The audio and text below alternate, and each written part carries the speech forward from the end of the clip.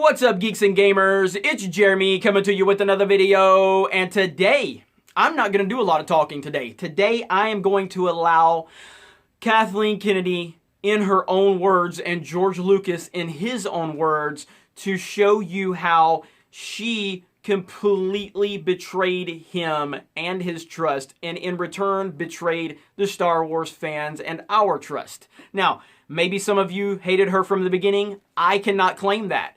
I had full faith when George Lucas sat down with Kathleen Kennedy and they had that interview and she was talking about honoring Star Wars and George's characters and his vision and having George there to help her out. I bought into it fully.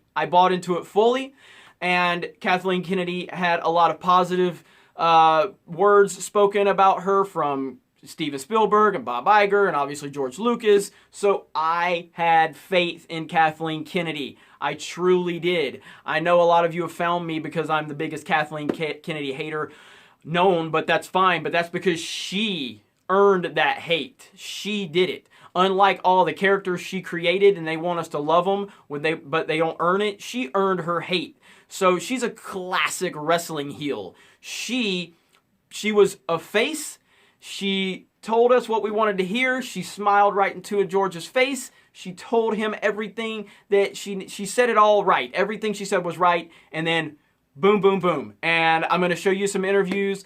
And we may get demonetized on this. I might not even monetize this because I'm using a lot of footage. And every time I use footage, I get demonetized. So I'm going to take this as an opportunity to say, check out our Patreon account, patreon.com/geeksandgamers. I would appreciate it. Just $1 a month helps us so much. I don't plug this a lot. So give me some space here, peeps, before you jump on my back. So I'm going to turn it over to Crazy Kathleen Kennedy and the great George Lucas and the heartbreaking story of how she betrayed him and us. Talk to you guys later.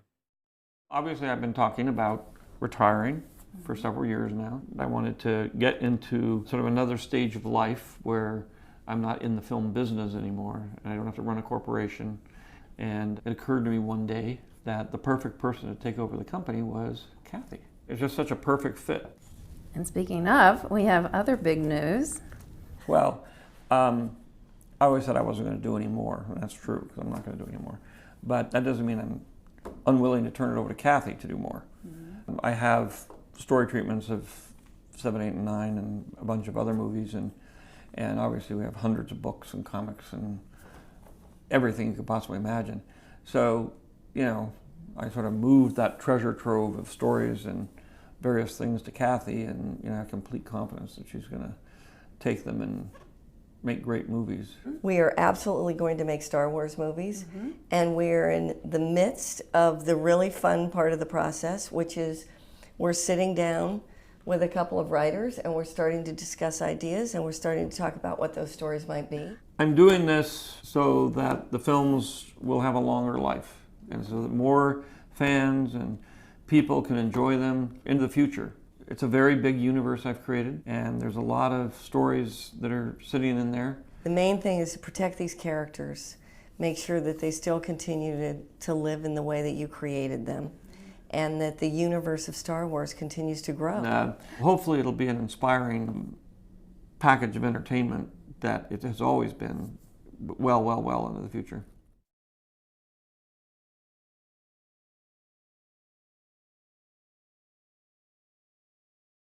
They looked at the stories and they said, we want to make something for the fans. So I said, all I wanted to do was tell a story of what happened. You know, it started here and it went there, and it's all about generations, and it's about, the issues of fathers and sons and grandfathers, and it's a family soap opera. I mean, ultimately. I mean, we call it space opera, but people don't realize it's actually a soap opera. And it's all about family problems and it's not about spaceships. So they decided they didn't want to use those stories. They decided they were going to go do their own thing, and so I decided, fine. But basically, I'm not going to try to. They weren't that keen to have me involved anyway. But at the same time, I said, I'm not going to. If I get in there, I'm just going to cause trouble, because they're not going to do what I want them to do. So, and I don't have the control to do that anymore. And all I would do is muck everything up. So I said, okay, I will go my way, and I'll let them go their way. So All those Star Wars films. all the Star Wars films. They were your kids. Yeah, well, they are right. You know, I loved them. I created them. I'm very intimately involved in them, and obviously to And sell you them sold off. them. I sold them to the white slavers that take these things and. Okay, but having said all that, and having talked to you for the last, and known you for a while, and admired you, I mean, it must hurt you. Well, no, it's your family. It's the last story. It's your story. But in it's the end, you. But I knew there's 3 more stories, and I knew that was going to probably take, you know, to do it right would take about 10 years. And I said, I'm 70. I don't know whether I'll be here when I'm 80. You know, every 10 years the odds get less. And so I said, and I'm not ready to do that because I want to do these other things. So I have to make the decision on my own that it's time for me to move on. There isn't a day that goes by or went by as we were making the movie where we don't talk about George. You know, it's the standard, what would George do? Liar! This movie as a fan now.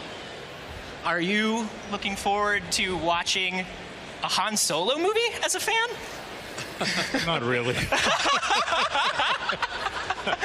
No.